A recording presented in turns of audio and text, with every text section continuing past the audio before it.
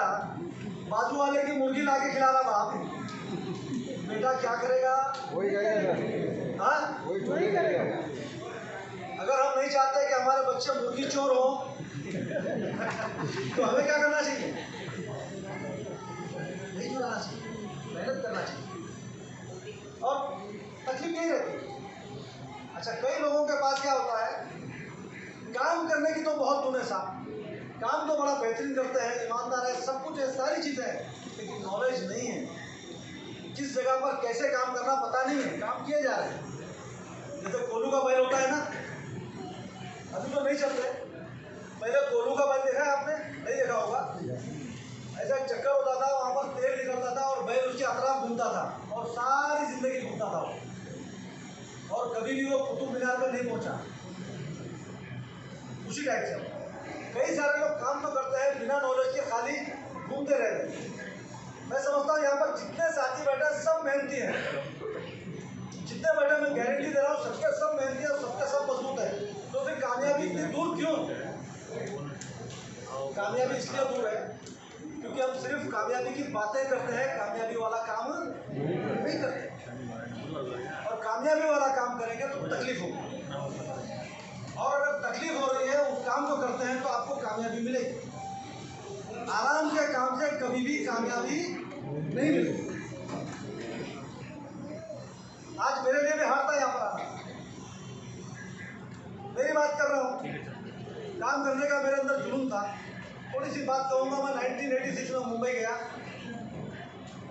वहाँ पर हमाली करना शुरू किया। 20 रुपये एक गाड़ी खाली करने के मिलते थे, और कभी कभी काम नहीं मिलता था, सीजन खत्म हो गया तो भूखा रहने की भी बात आती थी, लोग पैसे लेके चले जाते थे, जिसके पास जमा करना। मेरे पास बहुत अच्छा ऑप्शन था, किसी चाय वाले के पास जाके काम कर सकता था, तो भूखा नहीं रखता।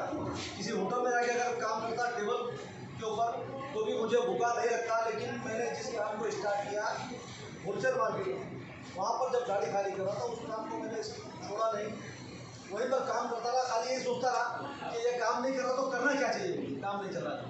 उस टाइम में आया कि ये फल नहीं, ये फल का काम करो। फिर बाद में माइंड आया सब कुछ नहीं करके अगर व्यापार करेंगे तो ही काम होगा। फिर व्यापार स्टार्ट किया, व्यापार स्टार्ट करने के बाद में बुलंदी पे गया, वहाँ भी चैलेंज आए, फिर जीरो हो गया। 50 लाख रुपये सन 2000 में डूबा, 2000 में जो कमाया वो पैसा, यानी कि जीरो हो गया। मेरे ऊपर कर्जा हो गया मार्केट का। मेरे सामने स्पीड ब्रेकर था, बम्बई छोड़ने का, मार्केट छोड़ने का, मेरे सामने ब्रेकर था, लेकिन मन में इच्छा थी करके दिखाएंगे। उस टाइम एक्शन नहीं, सबको देने का वादा किया और कुछ समय में पे कर दिया। स्पीड ब्रेकर क्रॉस हो गया, मैंने मैदान नहीं छोड़ा। फिर लॉकडाउन होने से पहले 22 मार्च 2020 से पहले 35 लाख रुपये फिर डूबा, पहले लॉकडाउन में। वापस जीरो हुआ, फिर स्टार्ट किया, वापस लॉकडाउन लगा, फिर 5 लाख रुपए लॉस हो गया, दूसरा लॉकडाउन लगा, फिर वापस जीरो हो गया। ये आपके साथ में चलता रहेगा। अब ये क्या है, मेरा मार्केट का बिजनेस था, मैं इसको छोड़ नहीं सकता, तो आरसीएम बिजनेस में ऐसा हुआ तो मैं कैसे छोड़ सकता हूँ।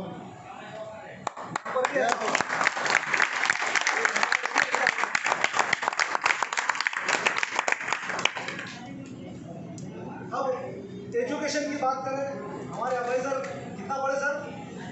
5 है सर, यार मेरे से ज़्यादा हुआ। हाँ, मैं 8वीं पास नहीं हुआ, यस 8वीं पास नहीं हुआ, लेकिन मजे की बात है होम्योपैथी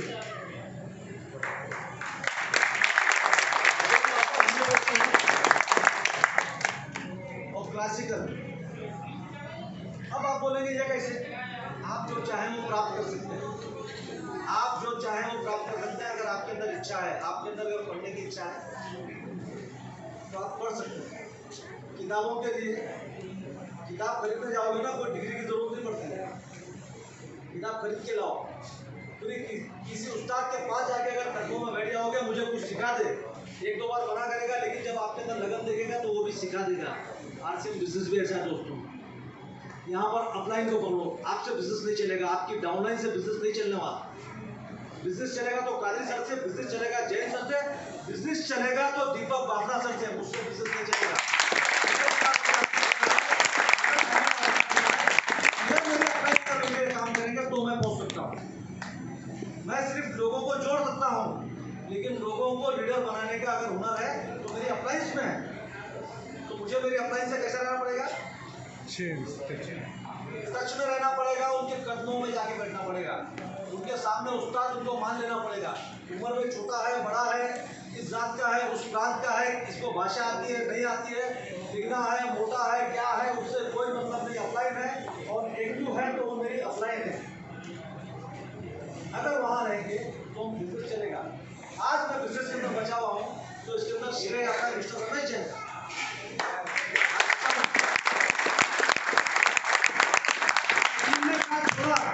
हजारों की टीम ने साथ छोड़ा, हजारों की, आपको बता रहा हूँ, एक बार नहीं कई बार, लेकिन मेरी अपलाइन ने मेरा साथ नहीं छोड़ा।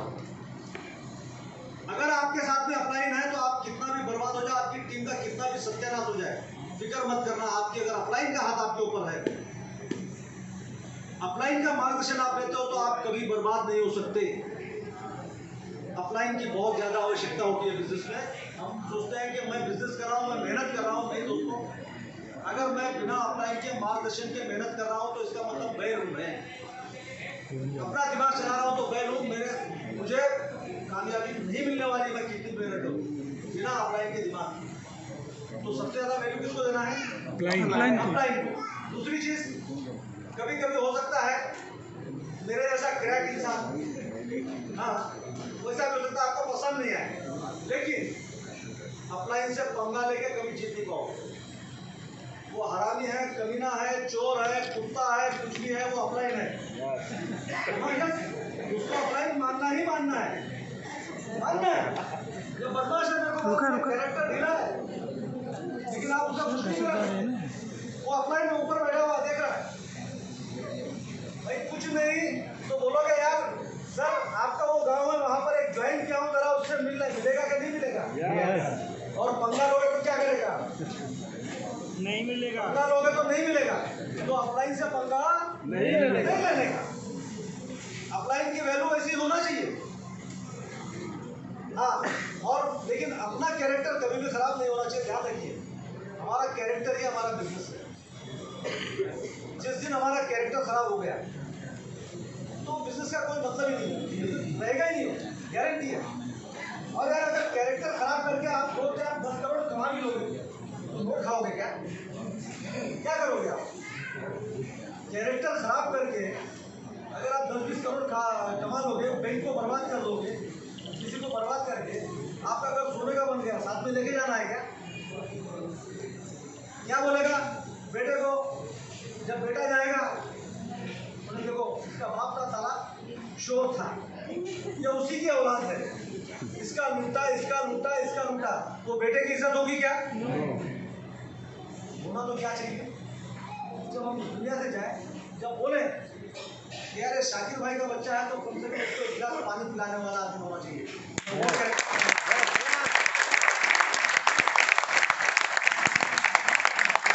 मैं नहीं चाहता मैं 1 करोड़ की दोनों छोड़ के जाऊँ और लोग मेरी वजह से मेरी औलाद से नफरत करें। मैं नहीं चाहता। मैं चाहता हूँ कि मेरे पास सिंगल घर हो या ना हो, लेकिन सिर्फ मेरी औलाद की इज्जत मेरे कैरेक्टर के बिना पर होना चाहिए, ये मैं चाहता हूँ। आज से बिजनेस में भी आपको अपना कैरेक्टर बना के रखना पड़ेगा, विश्वास बना के रखना पड़ेगा। कुछ है पिकअप करने वाले वहाँ पे जाता आता हूँ मैं। दोस्तों आपको मजे की बात होगा, मेरी टीम में नहीं है, लेकिन मेरे को अपलाइन से ज़्यादा इज्जत देते हैं, मुझे बड़े भाई की तरह इज्जत देते हैं, मुझे प्यार करते हैं वो लोग। मैंने कभी उनके सामने कोई चीज़, कोई ऑफर वाली बात नहीं रखी, मैंने मुझे प्यार करते हैं। क्यों? क्योंकि मैंने विश्वास तोड़ने वाला काम नहीं किया। मार्केट में भी अगर टिका हूँ, मैं होलसेल मार्केट में टिका हूँ, बहुत से लोग मेरे काम के हमाल थे, वो हमाल के हमाल है, मैं होलसेलर क्यों बना? कुछ लोग मेरे से पहले थे, वो आज भी हमारे हैं और मैं होलसेलर बन गया। और कुछ लोग ऐसे भी हैं जो मेरे बाद में आके और ज़्यादा बिजनेस कर रहे हैं। वजह क्या थी उसके पीछे? उनका टैलेंट था, उनका विश्वास था। वो क्रीज छोड़कर सिक्सर मारने में यकीन रखते थे, तो थोड़ा क्रीज छोड़ने में डरता था, लेकिन फिर भी बिजनेसमैन बना, क्रीज छोड़ के निकलना पड़ेगा। अब लेकिन वहां पर आपको टिकना पड़ेगा। अब वो टिकने के लिए क्या होता है, आपको ईमानदार रहना पड़ेगा। आरसीएम बिजनेस के अंदर जब तक कि आप ईमानदार नहीं बनोगे, आपका काम चलने वाला नहीं है। झोलर वोलर का तो काम ही नहीं है साहब, गारंटी लिख के दे रहा हूँ। झोलर आदमी, दोगला आदमी, भले वो कोई लेवल पे कुछ भी हो जाए उसका, लेकिन मैं आपको स्टैम्प पे लिख के दे रहा हूँ, एक दिन वो आरसीएम से बाहर हो जाएगा। गारंटी मेरा तजुर्बा है, मैंने देखा है। कितना भी बड़ा चोर हो, कुछ भी होने दो, उसको आरसीएम छोड़ना पड़ेगा। एक ऐसा पवित्र सिस्टम है, इसके अंदर बेईमान आदमी, चोर आदमी, झोलर आदमी यहाँ पर नहीं चलेगा। आप लोग क्रीज छोड़ के आए हो, और आज के बाद क्रीज में रह के खेलना बंद करो, थोड़ा जोखिम लो। क्रीज के अंदर रहोगे तो आउट नहीं होगे पक्का है, लेकिन कभी कभी क्या होता है, आज सैटरडे का दिन ज़्यादा करके मेरा ऑर्डर आया मार्केट का, लेकिन आज सैटरडे का दिन मेरा बहुत ज़्यादा बिजी रहता है, लेकिन मैंने क्रीज छोड़ दिया, हैंड ओवर कर दिया। बहुत से बहुत क्या हुआ, एक दिन की प्रॉफिट नहीं मिलेगी, या हो सकता है 2-4 हज़ार घाटा हो जाएगा, यही होगा ना, इससे ज़्यादा क्या होगा। लेकिन आज का बिजनेस, आज की मीटिंग देख के अगर मेरी टीम में 2 रूबी स्टार और 2 डायमंड तैयार होगा तो उसूल होगा कि नहीं होगा।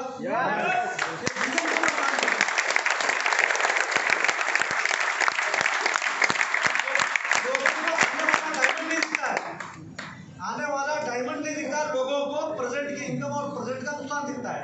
यहाँ पर आपको थोड़ा क्रीज से बाहर निकलना पड़ेगा। क्रीज छोड़ के निकलोगे तो चौके लगेंगे, छक्के लगेंगे, सहवाग बनोगे, सचिन बनोगे, या उनसे भी आप आगे जाओगे।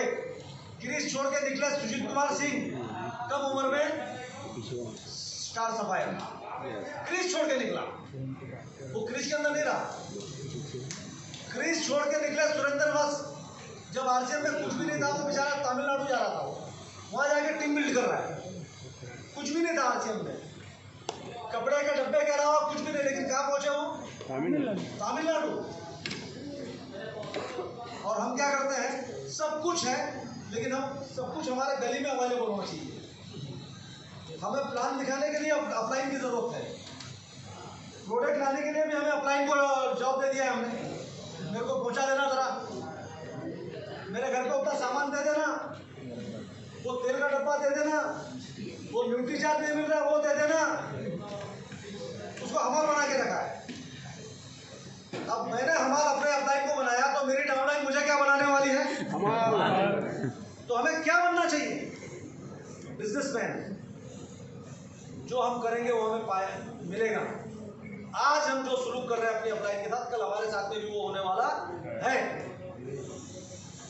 लेकिन क्या होता है, कुंभ नहाने के लिए गंगा गए, गंगा में नहाने से क्या होता है जी, पाप धुल जाते हैं। हाँ जी, पाप धुलते हैं, पाप धुलते हैं, गुड, ओके। हज करके आने के बाद में क्या होता है वालिकर साहब, हाँ वही पाप धुलते, गुनाह धुलते, ओके मान लिया। लेकिन गंगा नहा के कुंभ में 12 साल के बाद कुंभ में गया, नहा के आया, दूसरे दिन दूसरे का पैर चोरी कर लिया, मुर्गी चोरी कर लिया, अब इसका क्या होगा जी, परमिशन लाइसेंस मिला के तेरे को, नहा के आया, जा चोरी कर, हज कर गया, जो करना है कर, वापस एक हज कर लेना, ऐसा है क्या, नहीं ना। दोस्तों उसी तरह से आरसीएम बिजनेस की ऐसी आप मीटिंग में आए हो, इस मीटिंग में आए हो, नांदेड़ तक आए हो, यानी कि आप गरीबी का महल धोना चाहते हो, यस यस, है ना,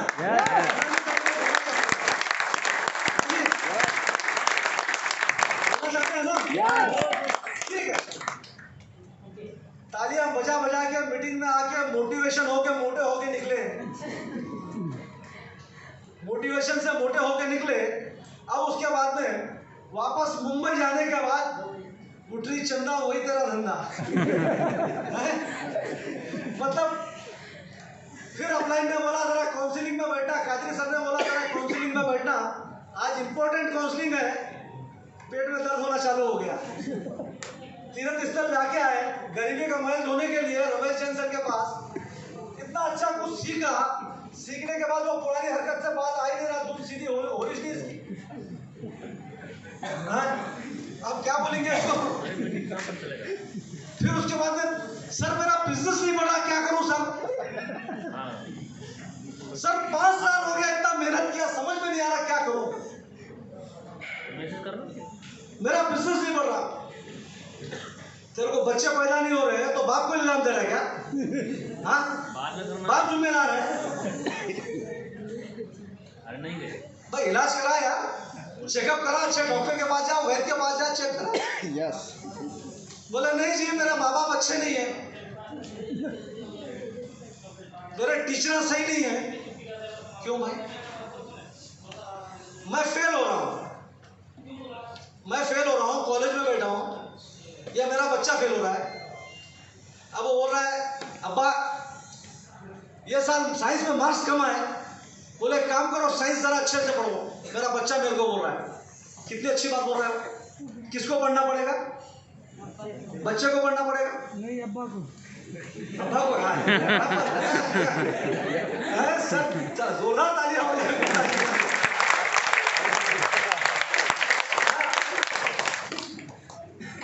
खुद बीमार हुआ, आपको बोला दवा खाओ। बिजनेस मेरा नहीं बढ़ रहा, रमेश जी से शिकायत चालू। बिजनेस मेरा नहीं बढ़ रहा, कादरी सर उसके लिए जिम्मेदार। बिजनेस मेरा नहीं बढ़ रहा, पिकअप सेंटर वाला जिम्मेदार, दीपक सर जिम्मेदार, टीसी सर जिम्मेदार। बिजनेस नहीं बढ़ रहा है तो कौन किसको करना चाहिए बिजनेस? खुद जिम्मेदार सर, खुद जिम्मेदार। ये पूछना चाहिए सर मुझे बताइए मैं क्या करूं कि मेरा बिजनेस बढ़े। बराबर ना? सर बताइए कि मेरा बिजनेस क्या बढ़े। और बहुत से लोग ऐसे होते हैं दोस्तों, आलसी लोग होते हैं।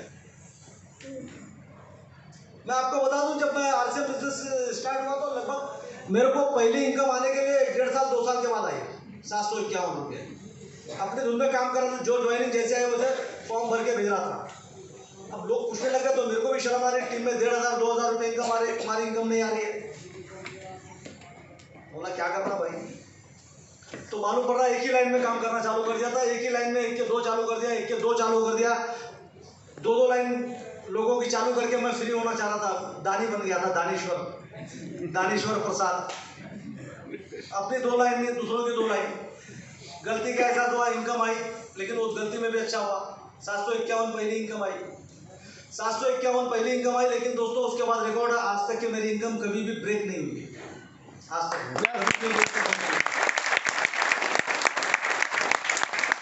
आज भी अगर बात करें आरसीएम से जो इनकम आती है, जो आदमी 15-20 साल पढ़ाई करने के बाद में जो एक गवर्नमेंट जॉब वाले को इनकम आती है, उससे ज्यादा इनकम मेरे को आरसीएम से आती है।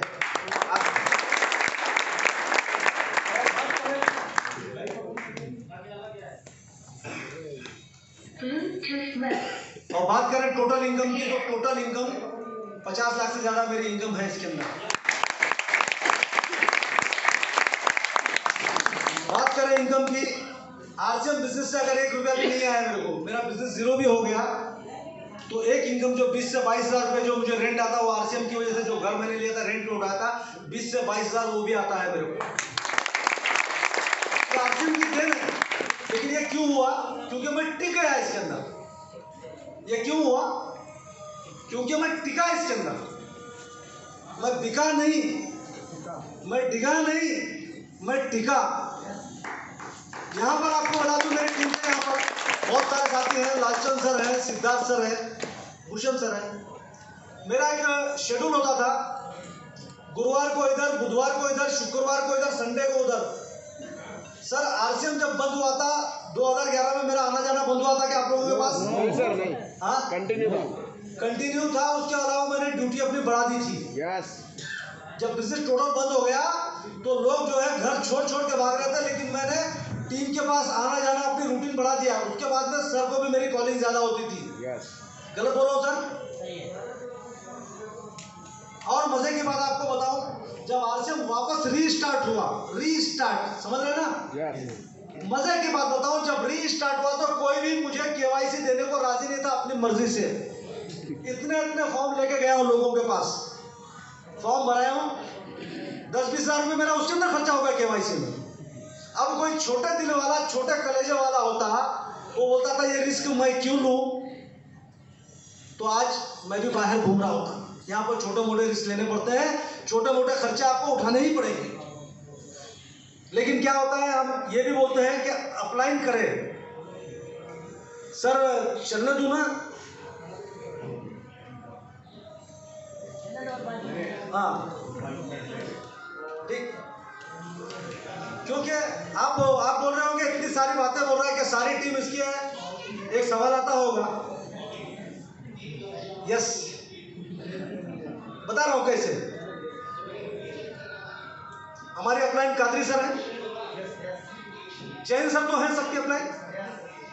अब वो हिसाब से हो गया कोई ले, और सबकी अपलाइन कौन है यहाँ पे? दीपक बाबा सर, ठीक है ना? ओके। अब एक बाप के 4 बच्चे आपस में क्या है, वो भाई भाई भाई हैं, एक दूसरे का कत्ल करना चाहिए ना उनको? अच्छा, बाप की संपत्ति पे किसका हक होता है? किसी एक का होता है क्या? नहीं होता ना। तो जो मेरे बाप का है वो मेरा है, उसकी लेफ्ट भी मेरी है, उसकी राइट भी मेरी है, लेफ्ट भी मेरी है, राइट भी मेरी है। मैं पैसा भले कम कमाऊं या ना कमाऊं, मुझे टेंशन नहीं है, लेकिन मैं क्या बोला, मैं उस तरह से मरना चाहता हूं जिस दिन मैं इस दुनिया से चला जाऊं उसके बाद में मालूम पड़े ये शाकिर सर या शाकिर भाई का लड़का है या लड़की है, तो उनको देख के लोग उसके बुलाए और बुला के कम से कम बोले बेटा थोड़ा पानी पी ले, थोड़ी चाय पी ले, तेरा बाप अच्छा था। ये मैं चाहता हूँ।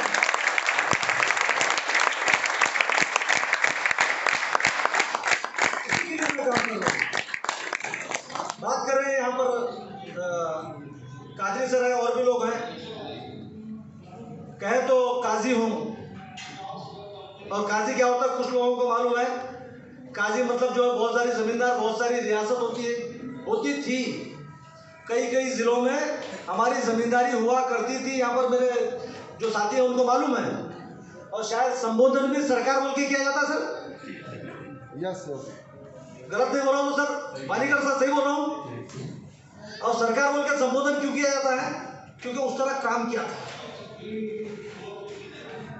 आज अगर मुझे गांव में कोई इज्जत देता है तो वो मेरे बाप की वजह से देता है, उसके अंदर मेरा कोई रोल नहीं है। और मैं मेरे बाप की तरह ही बनना चाहता हूं कि मेरे बाद में भी मेरे बच्चों को वही प्यार मिले। बहुत से लोगों को मैं जानता हूं जो करोड़ों अरबोंपति हो गए, चोरी कर करके, डाका डाल के, जमीनों के ऊपर कब्जा करके, घरों में कब्जा करके, लेकिन उनकी इज्जत नहीं है, वैल्यू नहीं है, जीरो है। उनके पास एक ही विशेषता है, उनके पास सिर्फ पैसा है। उनके पास क्या है? सिर्फ पैसा है। उनके पास प्यार नहीं है, उनके पास इज्जत नहीं है, उनके पास सम्मान नहीं है। पैसा, इज्जत, सम्मान की बात करें तो ये आसानी से नहीं मिलता, मेहनत करनी पड़ती है। हो सकता है पैसा आप चोरी करके ले, बैंक में डाका डाल के ले, स्मगलिंग करके ले, बेईमानी करके आप पैसा कमा सकते हैं, लेकिन आपको सम्मान पाना है तो आपको मेहनत करनी पड़ेगी। सम्मान पाना है तो योगदान देना पड़ेगा। सम्मान पाना है तो आपको त्यागना पड़ेगा, त्याग करना पड़ेगा, आपको कुर्बानी देनी पड़ेगी। अपने हिस्से का खाना भी दूसरे को खिलाना पड़ेगा, जब जाके आपको सम्मान मिलेगा। यह नहीं कि दूसरे की थाली का उठा के खा लिया, उसके अंदर सम्मान नहीं मिलेगा। पेट तेरा भर जाएगा, पेट भरेगा, लेकिन इज्जत नहीं भरने वाली। अब बाहर की दुनिया में जैसे भी हो, लेकिन आरसीएम में आने के बाद तो मैं समझता हूँ हमें ये सारी चीज़ों को अगर हमारे अंदर कहीं है तो छोड़ देना चाहिए। मैं छोड़ चुका हूँ। आप बहुत मजबूत लोग हो, बहुत महान लोग हो जो नांदेड़ तक आए हैं। लोग, कई सारे लोग तो अपनी गली छोड़ के नहीं निकलते, जूम मीटिंग में नहीं आते। कई सारे लोग जो है वहीं का वहीं शहर में मीटिंग होती है उसके अंदर नहीं आते। आप जो है मुबारकबाद मैं आपको देता हूँ, आप यहाँ तक आए। आप बहुत महान लोग हो, बहुत मजबूत लोग हो, आप कोई मामूली लोग नहीं हो। और जब इतना मजबूत हो, इतना महान हो, इतने बेहतरीन हो, तो मैं चाहता हूँ कि ये नांदेड़ ट्रिप आपका फेल नहीं होना चाहिए। ये फेल नहीं होना चाहिए, इतिहास बनना चाहिए, ये रिकॉर्ड बनना चाहिए।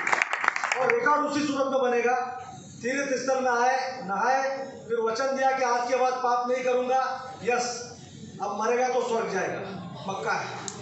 लेकिन तीर्थ स्थल में आने के बाद में गंगा में नहाए, हज करके आए, वापस अंडा चोरी, मुर्गी चोरी, बैल चोरी, गाय चोरी, गधा चोरी, तो बेटा नर्क से भी जो खतरनाक जगह है उस जगह पहुंचेगा, ये भी पक्का है। तो यहाँ पर आरसीएम बिजनेस की इस मीटिंग में भी आप आए।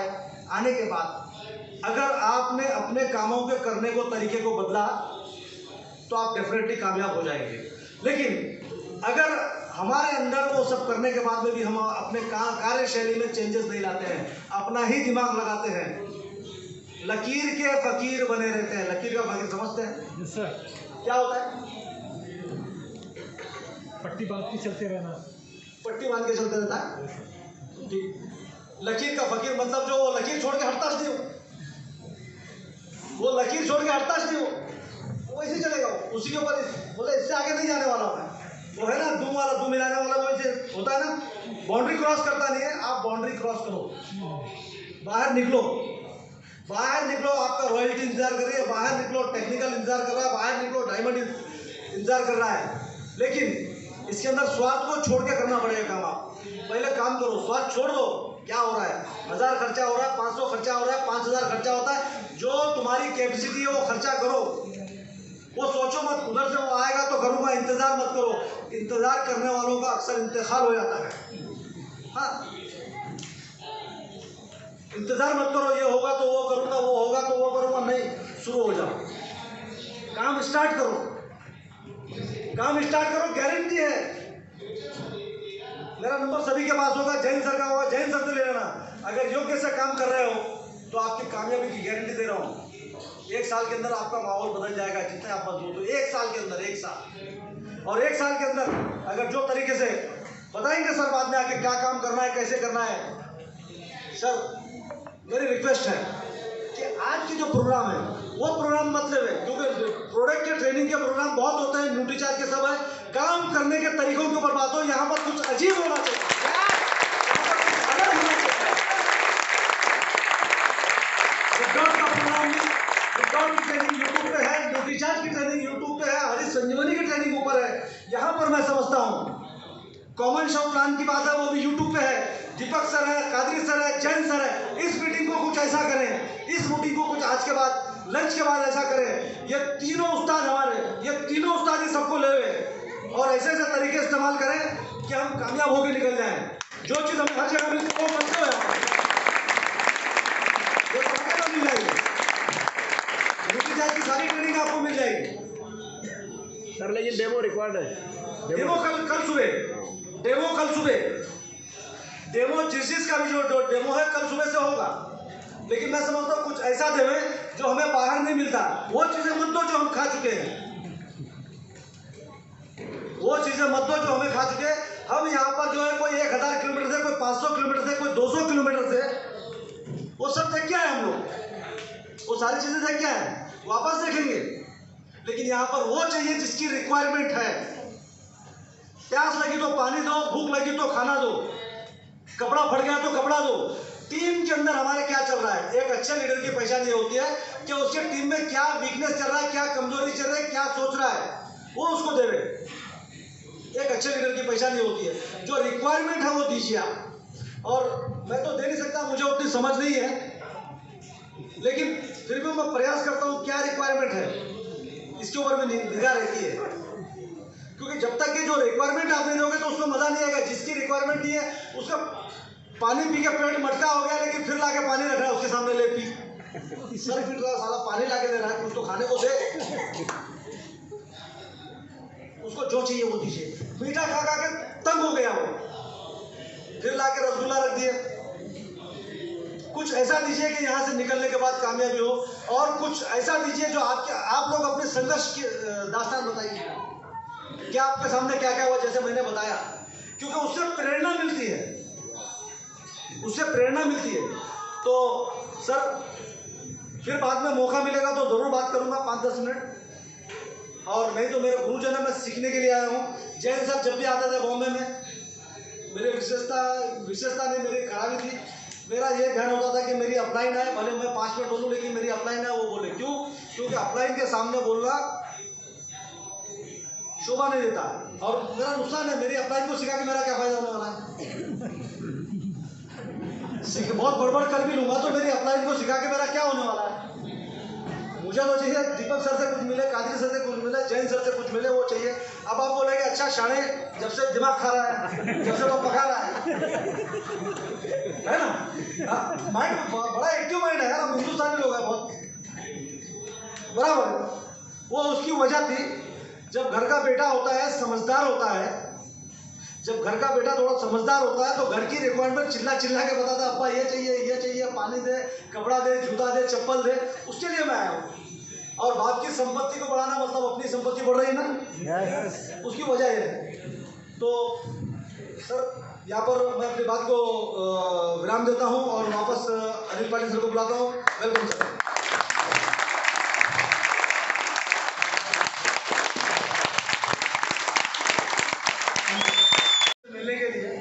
मैं चाहता था कि फिजिकली भी आप लोगों को मिलूं और मैं आया यहाँ पर।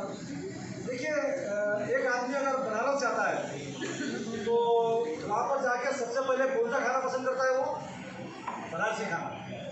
और लखनऊ जाएगा तो दिल्ली खाना। अब यहाँ पर हम नांदेड़ आए हैं, तो नांदेड़ का खाना तो मिल रहा है, लेकिन नांदेड़ का हमें नॉलेज भी मिलना चाहिए।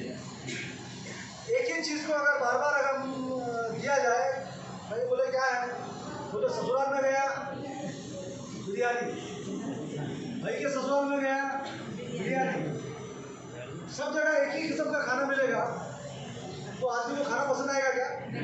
कितना भी बढ़िया खाना रहे वो पसंद नहीं आएगा।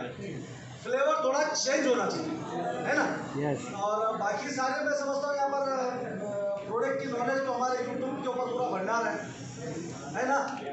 लेकिन क्या होता है, वो भंडार से हम लेते नहीं। मोबाइल हमारे हाथ में आता है ना, तो मोबाइल आते ही हमारे हाथ में फेसबुक आ जाता है, हमारे हाथ में व्हाट्सअप आ जाता है, हमारे हाथ में फिल्में आ जाती हैं। जो आना चाहिए वो नहीं आता। इतना नॉलेज है यूट्यूब के ऊपर कि आदमी चाहे तो ज्ञानी बन सकता है, साइंटिस्ट बन सकता है। अब आरसीएम बिजनेस के अंदर भी है, तो यहाँ पर भी मैं समझता हूँ थोड़ा सा बाहर हट के मैं बात करता हूँ, मेरे को वही अच्छा लगता है। यहाँ पर देखिए, कई टाइप के लोग होते हैं। कोई एक साल में कमाल करता है, सचिन की तरह आता है, सेंचुरी मारता है, दूसरी सेंचुरी मारता है, तीसरी सेंचुरी मारता है, वर्ल्ड रिकॉर्ड बनाता है और सबका चहता बन जाता है और बहुत कमा लेता है।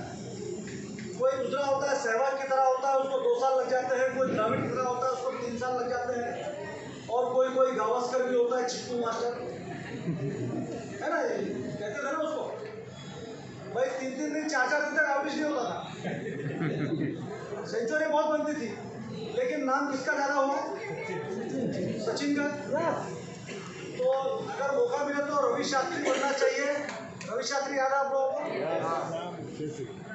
बहुत अच्छा खिलाड़ी था, लेकिन मुंबई शहर में उसका कुछ ऐसे मैच हो गए थे, वो आउट नहीं हुआ था। आउट नहीं होने के कारण से बड़ा बवाल हुआ था, याद होगा कुछ लोगों को मेरे ख्याल में, है ना? तो क्या है दोस्तों, अगर कामयाब होना है, देखिए अगर कामयाब होना है तो आपको गतिरोध तोड़ना पड़ेगा, आपको स्पीड ब्रेकर तोड़ना पड़ेगा, उससे आगे बढ़ना पड़ेगा। तोड़ना मतलब फोड़ा लेके नहीं बैठना है। हाईवे के ऊपर आपने देखा होगा स्पीड ब्रेकर होता है, किस लिए होता है? जो स्पीड ब्रेकर रोड पे आता है, काय के लिए होता है? आजा आराम कर ले, बैठ जा, काय के लिए होता है? हाँ, चीज़ों के लिए वो बना है, स्लो हो, झटका खा, आराम से जा। ज़्यादा तेज जाएगा तो गिर जाएगा, ज़्यादा झटका लगेगा। तो उसी टाइप से क्या होता है, ये बिजनेस, आरसीएम बिजनेस अगर आपको करना है, मैं मेन मुद्दे की बात कर रहा हूँ, जिस मुद्दे के लिए मैं आया हूँ, ये मेन मुद्दे की बात कर रहा हूँ। यहाँ से हम निकले तो मैं समझता हूँ कि ये तारीखी दिन होना चाहिए 25 दिसंबर। यहाँ से जब हम निकले तो हम कामयाब हो जाए। यहाँ पर भी जब आप मीटिंग में आते हैं ना, नांदेड़ आए हैं कई सारे लोग, तो जानते हैं यहाँ पर आप आए हैं तो बहुत से स्पीड ब्रेकर को कवर करके आए हैं आप। जब भी आप देखिए बड़ा इंपॉर्टेंट काम करते हैं तो आपके सामने कोई ना कोई स्पीड ब्रेकर आता है। बच्चे की तबीयत खराब हो गई, क्या है? Speed breaker. ससुर मर गया, क्या है? Speed breaker. पेट में दर्द हो गया, क्या है? Speed breaker. ये स्पीड ब्रेकर आता है तो हमें क्या करना है, गाड़ी को स्लो करके निकलना है। और कई लोग क्या करते हैं, स्पीड ब्रेकर आते ही आराम से बैठ जाते हैं या वापस रुक जाते हैं। दोस्तों मैं आपको बता दूं, मेरे साथ में जितने स्पीड ब्रेकर आए हैं आरसीएम बिजनेस में रहते हुए, जैन सर बखूबी जानते हैं अच्छी तरह से, मेरे एक एक स्पीड ब्रेकर को जानते हैं सर। कई बार मेरा बिजनेस जीरो हुआ, कई बार। सर से पूछ सकते हैं, सर कभी हिम्मत हारा, कभी किसी कोई शिकायत रही मुझे किसी अप्लाई से? अच्छा, किसी डाउनलाइन की कभी शिकायत की सर? नहीं, क्योंकि मुझे मालूम था मुझे कामयाब होना है। कभी अपलाइन से भी चैलेंज है मेरे पास, मेरे सामने चैलेंज ऐसे नहीं आएगा डाउनलाइन से, ऐसा नहीं है साहब, अपलाइन से भी चैलेंज आए, मुझे अपलाइन से भी दो बात करने पड़ते। ये करने पड़ेंगे। अगर आपको कामयाब होना है तो आपका ध्यान कहाँ होना चाहिए? कामयाबी के ऊपर।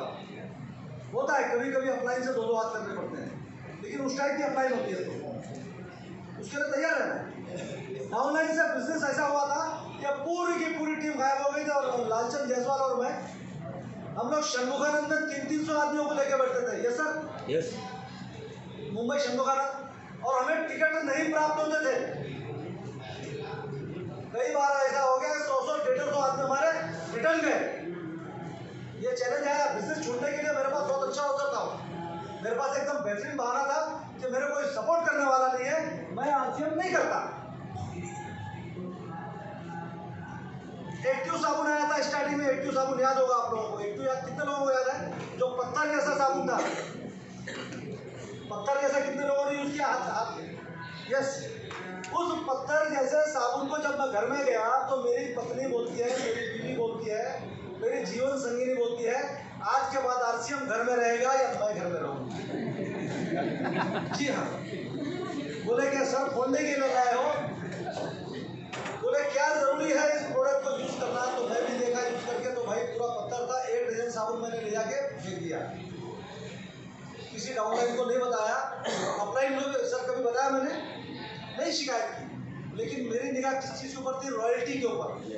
मेरी निगाह थी कामयाबी के ऊपर। उस साबुन को फेंका, आज वो एक्टिव साबुन सुधर गया, बहुत बढ़िया हो गया, रिन का बाप हो गया। लेकिन जिन लोगों ने एक्टिव की वजह से बिजनेस छोड़ के डीएक्टिवेट हो गए थे, वो आज भी बाहर हैं। आपके सामने भी ऐसे चैलेंज आएंगे, किसी प्रोडक्ट को लेके चैलेंज आएगा, कभी अपलाइन को लेके चैलेंज आएगा, कभी डाउनलाइन को लेके चैलेंज आएगा, कभी पीयूसी को लेके चैलेंज आएगा। कभी कभी किसी पीयूसी के ऊपर जाते हैं तो सीधे मुंह बात नहीं करते, सौतेला बेटा। हाँ, वो सबसे पहले रहता है मेरी टीम का है क्या नहीं? टीम का नहीं है तो तेरा कच्चा बिल, टीम का नहीं है तो बिल बनाया क्या? बोले कच्चा बिल लाया क्या? अब उसके पास कार्बन कॉपी नहीं है क्या? है ना? ईमानदारी क्या बोलती है? बना दे। आरसीएम बंद हो गया था, उस समय की बात कर रहा हूँ मैं। कुछ पिकअप सेंटर वाले थे जिन्होंने कच्चा बिल दिए बिना बिल मारा गया, और कुछ ऐसा था भाई उन्होंने डेट डिक्लेयर कर दी, ये डेट तक तुम कच्चा लाओगे तो बिल बनाऊंगा। ये क्या था? कितनी बड़ी ईमानदारी थी। वैसा भी झेलना पड़ता है, वो भी झेलना पड़ता है। अगर आपको कामयाब होना है तो बेईमानों से, ईमानदारों से, कमजोरों से, ताकतवरों से, सबसे आपको लड़ना पड़ेगा। बैठे बिठाए कामयाबी नहीं मिलती। ये नागड़ जो आए हो ना, आप मामूली लोग नहीं हो, बहुत मजबूत लोग हो आप, बहुत मजबूत लोग हो, तभी आप आए हो। जो कमजोर थे, कमजोरों के पास बहाना था, वो बाहर हैं। दोस्तों कामयाबी जो है ना सबको नहीं मिलती। यहाँ पर भी देखिए, बच्चा जवानी में जवान होता है, जवान होने के बाद अधड़ होता है, अधड़ होने के बाद बूढ़ा होता है, लेकिन रॉयल्टी नहीं आ रही है। सर क्या करूं? क्यों नहीं आ रही? काम वैसा नहीं किया। रॉयल्टी वाला काम किया क्या? रॉयल्टी वाला काम, रॉयल्टी का मतलब क्या होता है? साइंटिस्ट को मिलती है, बोलते हैं ना, आविष्कारक को। आविष्कार क्या करता है? आविष्कारक क्या करता है? साइंटिस्ट क्या करता है? खोजता है। उसका काम क्या है? तलाश करना। नया टैलेंट ढूंढो, नए लोग ढूंढो, नई जगह ढूंढो। लेकिन चार टांगों में गली के अंदर घूमते हुए देखा आपने किसी को? वो करता है सुबह सुबह? देखा है ना? एक विशेषता होती है उसकी, वो साला जो है अपनी गली के आगे जाता ही नहीं हो। वो गली के अंदर आया तो उसको दौड़ा लेगा, वो गली के बाहर निकलेगा ही नहीं। बोले कहाँ है? वो बॉर्डर तक जाएगा, छोड़ के आएगा उसको। कार के पीछे जाएगा, कार को छोड़ के आएगा। बात समझो मेरी आप। और एक होता जंगल में, जंगल का राजा, जंगल का राजा। अब वो देखिए, जब वो शिकार पे निकलता है तो उससे ताकतवर है या कमजोर है? बिना शिकार किए वो लौटता नहीं है, उसका कोई एरिया नहीं होता है, वो अपने आप को एरिया में कैद नहीं करता है। उसको जब भूख लगती है, जब उसको जरूरत होती है, वो शिकार करने के लिए अपना एरिया छोड़ के निकल जाता है। वो सोचता नहीं कि भैंसा मेरे से ताकतवर है या कमजोर है, उसका केस नहीं लगाता, वो डायरेक्ट हमला करता है। देखा है आपने? नहीं है तो यूट्यूब पे देख लीजिए। बड़े से बड़े के ऊपर जब उसको जरूरत पड़ती है तो बड़े से बड़े के ऊपर हमला करता है और उसको कब्जा करता है। लेकिन जो भोभो करता है वो हमेशा क्या करता है? दूसरे के शिकार पर नजर रखता है। शेर शिकार किया तो वहां पर 4 से पहुंच गए, 8-10 पहुंच गए। हमें क्या बनना है? शेर क्या बनना है? आरसीएम करना है तो हमें अपने घर से निकलना पड़ेगा, अपने एरिया से निकलना पड़ेगा, अपने गली से निकलना पड़ेगा, अपने मोहल्ले से निकलना पड़ेगा, अपने गांव से निकलना पड़ेगा, अपने शहर से निकलना पड़ेगा, आगे बढ़ के काम करना पड़ेगा। और आगे बढ़ के क्रीज छोड़ के निकालोगे तो ही सचिन बन सकते हो। क्रीज छोड़ के बाहर निकलोगे तो ही सिक्सर लगेंगे, चौका लगेंगे। लेकिन बोलोगे घर के अंदर बैठ के, गाँव के अंदर बैठ के मैं मेरे गाँव को छोड़ के जाता नहीं, जितना यहाँ पे हो रहा उतना ही सही, तो भाई उतना ही बिजनेस आएगा। बिजनेस क्या है? टारगेट क्या है? स्टार रूपी बनना। स्टार रूपी का बिजनेस कितना होता है? Near about business value 4 crore, और परचेजिंग अगर देखा जाए तो लगभग 10 करोड़ के आसपास है ना? अब 10 करोड़ की परचेजिंग आपको चाहिए और आपकी टीम में आदमी 1000 है, हो पाएगा क्या? नो। आपकी टीम में 10,000 लोग चाहिए। स्टार रूपी बनने के लिए 10,000 चाहिए आपकी टीम में। यहाँ पे टीम बिल्ड करना पड़ेगा। आप महीने भर का 5 लाख का सामान बेच सकते हो, ठीक है, लेकिन 5 लाख बेच के, 5 लाख का सामान बेच के 5 लाख रुपए कमा सकते हो क्या? महीने का 5 लाख कमाना है तो स्टार रूपी तो बनना पड़ेगा। स्टार रूपी बनना है तो 10 करोड़ का माल तो बिकना चाहिए, और 10 करोड़ का माल बिकना चाहिए तो वैसी टीम बनना चाहिए। अब वैसी टीम बनना चाहिए, एक्टिव टीम बनना चाहिए। कौन माँ बाप चाहते हैं कि मेरे घर में बच्चा बेईमान पैदा हो? कोई नहीं। कौन माँ बाप चाहते हैं कि मेरे घर में बच्चा जो कमीना पैदा हो? कोई नहीं। नहीं। हम अपने बच्चों को कैसा चाहते हैं? कैसा बच्चा चाहिए हमें? एकदम बेहतरीन, ईमानदार। बेहतरीन, ईमानदार, यस। हमारा नाम रोशन करे, है ना? तो हमें कैसा बनना पड़ेगा? हमारे बच्चे बड़े ध्यान से हमें देखते हैं। हमारे बच्चे हमारे बड़े ध्यान से देखते हैं। देखता है कि मेरा अपलाइन क्या कर रहा है, कितना झूठ बोल रहा है, देखता है वो बराबर। ये मेरे साथ में क्या कर रहा है ये उसको दिखता है। हम बड़े ध्यान से देखते हैं सर, हमारी टीम हमें बड़े ध्यान से देखती है, लेकिन हमें उसके ऊपर सोचना पड़ेगा। हम जैसी टीम चाहते हैं वैसे हमें बनना पड़ेगा, वैसे डेवलप करना पड़ेगा अपने आप को। हम चाहते हैं कि हमारे टीम में बहानेबाज पैदा हो तो बिंदास बहाने बनाओ। आप चाहते हैं कि आपकी टीम सर्कल तोड़ के नहीं निकले तो आप भी अपनी गली छोड़ के मत निकलना। आप चाहते हैं कि आपकी टीम में प्लान शोर नहीं है तो आप भी प्लान मत दिखाना। लेकिन आप चाहते हैं कि मेरी टीम में प्लान शोर तैयार हो तो सबसे पहले आपको अपनी टीम में प्लान शोर तैयार करना पड़ेगा। आप